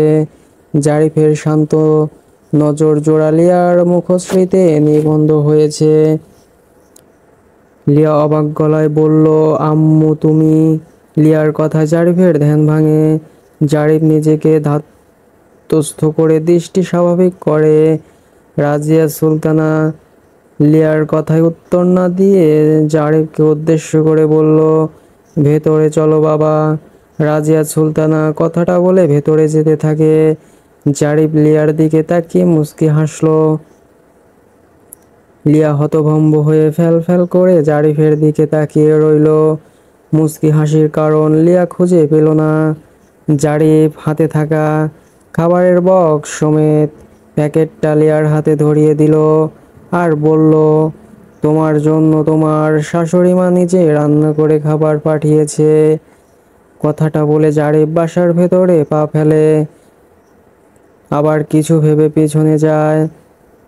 লিয়ার কানের পাশে মুখটা নিয়ে ফিসফিসিয়ে বলল, তোমার গলার পাশের কালো তিলটা খুবই আকর্ষণীয় লাগছে, তবে আমার পুরুষালী নজর কিন্তু বারবার অন্যদিকে টানছে। জামাটা ঠিক করো। ছোট বড় জিনিস বরকে দেখিয়েছো ঠিক আছে, অন্য কেউ যেন না দেখে। লিয়ার সাথে সাথেই নিজের দিকে নজর দেয়। ঘাড়টা বাম সাইডে ঘোরাতেই লজ্জায় লিয়ার মাটির তলার লুকোতে ইচ্ছে করছিল। লজ্জায় আড়ষ্টতায় লিয়া একদম মরি মরি অবস্থা। লিয়ার সাথে সাথেই কাঁধের থেকে ওড়না টান দিয়ে ঠিক করে ঢেকে নেয়। জারিফ লিয়ার লজ্জা পাওয়া মুখশ্রী দেখে মজা নিতে ফের দুষ্টামি করে বলল, লজ্জা পাওয়ার কিছুই নেই, তোমার ওই তো বর, তবে আমার আমানত বাইরে এভাবে বেখেয়াল চলাচল করে খেয়ানত করো না আবার। জারিফ লিয়ার অস্বস্তি বুঝতে পেরে দ্বিতীয় কোনো কথা না বলে ভেতরে যেতে থাকে। লজ্জায় লিয়ার সারা শরীরের লোমগুলো শিহরিত হয়ে উঠল। লিয়া বিড়বিড় করে বলে, অসভ্য লোক একটা, এভাবে কেউ কাউকে লজ্জায় ফেলে নাকি? এখন তো ওনার সামনেই আমি যেতে পারবো না। জারিফ সোফায় বসে পেপার পড়ছে। ড্রয়িং রুম থেকে একটু দূরত্বে ডাইনিং স্পেস। রাজিয়া সুলতানা লিয়াকে খাবার খাইয়ে দিচ্ছে। সোফায় বসে জারিফ স্পষ্ট দেখতে পাচ্ছে। জারিফকে খাওয়ার কথা বলতেই জারিফ না করে, বলে বাসা থেকে খেয়ে আসছে। জারিফ প্রথমে হসপিটালে যায়। ওখান থেকে রাজিয়া সুলতানাকে বলে, আন্টি আঙ্কেল তো এখন অনেকটা বেটার আছে। আর লিয়ার যেহেতু আজ ফার্স্ট এক্সাম, এভাবে আপনাদের দুজনের একজনকেও যদি পরীক্ষা দেওয়ার আগে কাছে না পায়, ওর মনটা খুব খারাপ লাগবে। আর মন খারাপ নিয়ে ঠিক মতো পরীক্ষা দিতে পারবে না। তাই বলছি, ছোট চাচ্চু তো হসপিটালে আছেই, আপনি যদি আপাতত ঘন্টাখানেকের জন্য বাসায় যেতেন। রাজিয়া সুলতানা জারিফের ভাবনা দেখে সত্যিই অবাক হয়, সাথে প্রচণ্ড খুশি হন। উনি সাথে সাথেই বলেন, ঠিক বলেছ, লিয়াকে খাওয়াতে দাওয়াতে। রাজিয়া সুলতানা সবটা বললেন। জারিফের প্রতি লিয়ার রেসপেক্ট আকাশসম হয়। লিয়ার খাবার খাওয়া শেষ হতেই জারিফ তাড়া দিয়ে বলল, লিয়া ফার্স্ট রেডি হয়ে নাও, টাইম বেশি নেই। লিয়া দূর থেকেই জারিফের দিকে এক পলক তাকালো। জারিফের দিকে তাকিয়ে তখনকার কথা মনে পড়তেই ফের অস্বস্তি লিয়াকে ঘিরে ধরলো। তবে জারিফকে দেখে মনে হচ্ছে ও বেশ স্বাভাবিক, লজ্জাকর কিছুই হয়নি, বা জারিফ জানেই না এমন অ্যাটিটিউড নিয়ে আছে। লিয়া রেডি হয়ে আম্মু দাদিমণির থেকে বিদায় নিয়ে বের হওয়ার আগে জারিফ লিয়ার ছোট চাচ্চুর কাছে হোয়াটসঅ্যাপে ভিডিও কল দিয়ে এনামুল খানের সাথে কথা বলিয়ে দেয় লিয়ার। এনামুল খান কোনো কথা না বললেও এক হাত দিয়ে ইশারা করেন। লিয়া ফোনের ওপাশে চলচল চোখে তাকিয়ে থাকে। আবেগী হয়ে আব্বুকে বার কয়েক ডাকে। এনামুল খান চোখ বন্ধ করে আশ্বাস দেন, যার অর্থ চিন্তা করো না, ভালোভাবে পরীক্ষা দিও। জারিফের প্রতি লিয়ার কৃতজ্ঞতা যেন বেড়েই যায়। জারিফের সাথে পাশাপাশি হাঁটছে লিয়া। জারিফ লিয়াকে স্বাভাবিক রাখতে পড়াশোনার টপিক তুলে কথা বলছে। লিয়ার অস্বস্তি বোধটা এতক্ষণে কেটে গিয়েছে। পরীক্ষা হলে গিয়ে সিট খুঁজে পেতে জারিফ হেল্প করে। লিয়া সিটে গিয়ে বসলো। জারিফ সামনে দাঁড়িয়ে, আজ গার্ডিয়ান হিসেবে বাবার জায়গায় স্বামী দাঁড়িয়ে। লিয়ার ভাবতেই অন্যরকম লাগছে। জারিফ লিয়াকে সাহস জোগাতে বলল, good beginning, it's half of the run. এই এত এত সব শুরুটা যেন ভালো হয়। All the best. বিনিময়ে লিয়া স্মিত হাসলো। জারিফ চলে যায়। মিনিট খানেকের মধ্যেই ডিউটিরত টিচার খাতা নিয়ে প্রবেশ করলো। আজ শুক্রবার। এনামুল খানকে কালকে বাসায় আনা হয়েছে। এখন ভালো আছেন, মেডিসিন চলছে, ডক্টর বেড রেস্ট থাকতে বলেছেন।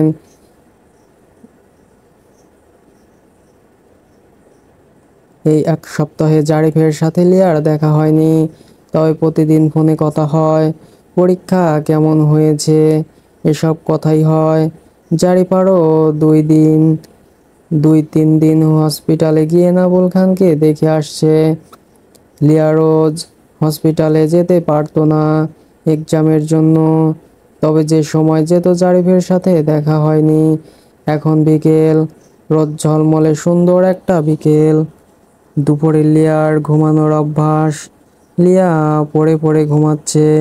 কলিং বেলের শব্দ হওয়ায় রাজিয়া সুলতানা দরজা খুলে দেখে জারিফ আর নাতাশা। জারিফ সালাম দিয়ে কুশলাদি বিনিময় করে। রাজিয়া সুলতানা নাতাশাকে আদর করে বলে, কি ব্যাপার আপু, কেমন আছো? নানুকে ভুলে গিয়েছো মনে হয়। নাতাশা মিষ্টি করে হাসলো, সুন্দর করে বলল, ভুলি নাই তো, এই তো তোমাদেরকে দেখতে আসলাম।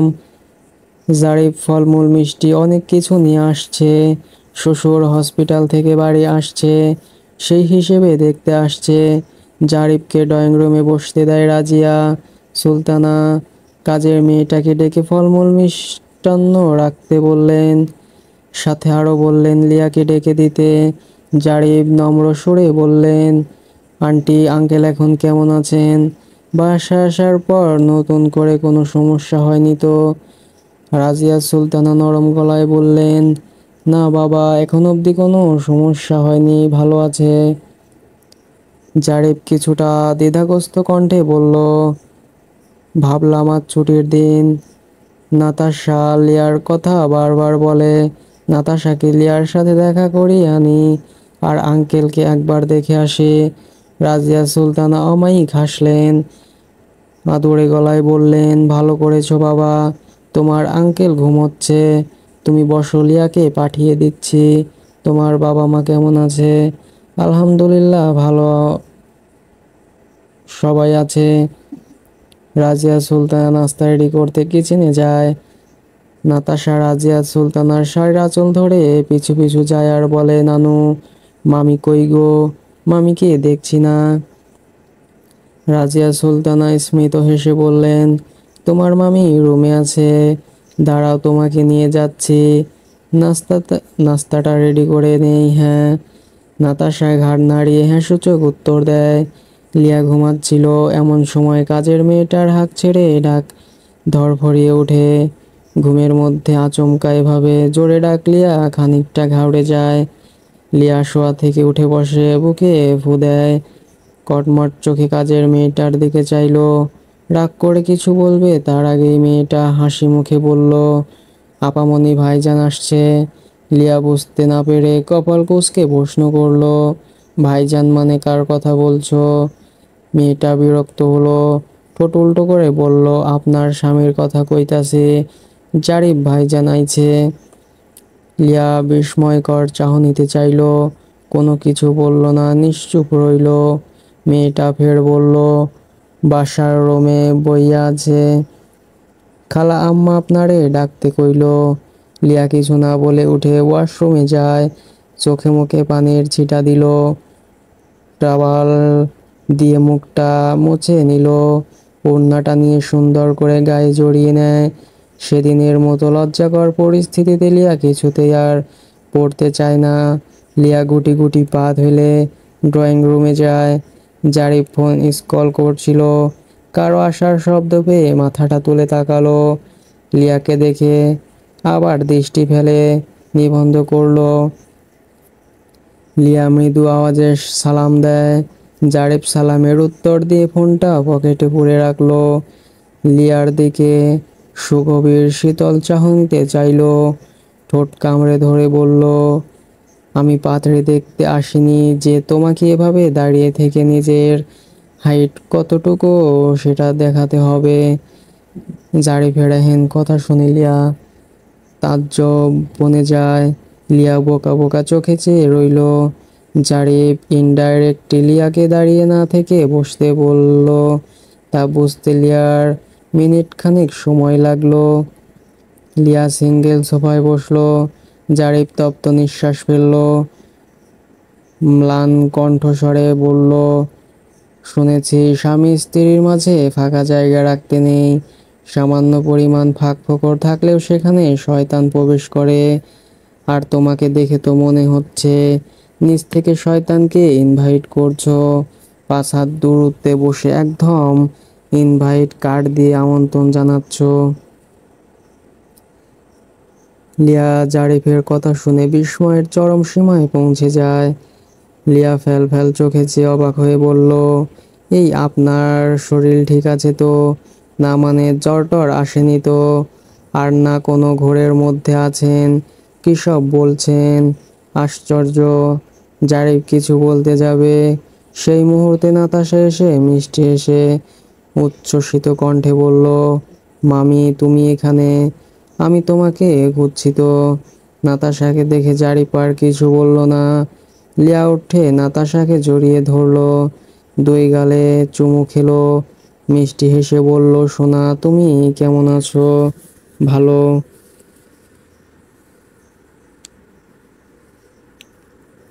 লিয়া নাতাশার চুলগুলো এক হাতে ঠিক করতে করতে বলল, তুমি নিশ্চয়ই মামাকে আসার কথা বলেছিলে। আমার কথা খুব মনে মনে হয়েছিল তাই না? নাতাশা ঠোঁট উল্টিয়ে বলল, আজ আমি আসার কথা বলিনি তো। আমি ঘুম থেকে উঠতেই মামা আমাকে বলল, নাতাশা মামিকে দেখতে চাও? নানুমণিকে বলো রেডি করে দিতে, আমি নিয়ে যাব, তোমার মামির সাথে দেখা করিয়ে আনবো। নাতাশার কথা শুনে জারিফ অপ্রস্তুত হয়ে যায়। জারিফের কাশি উঠে যায়। জারিফ খুব খুব করে কাশতে থাকে। লিয়া ড্যাব ড্যাব করে জারিফের দিকে তাকায়। জারিফ লিয়ার এভাবে তাকানো দেখে এর অপ্রস্তুত হাসলো। পরবর্তী গল্পটুকু দেখতে চাইলে অবশ্যই কমেন্ট করে জানিয়ে দিন এবং গল্পটি ভালো লাগলে চ্যানেলটি অবশ্যই সাবস্ক্রাইব করে রাখুন।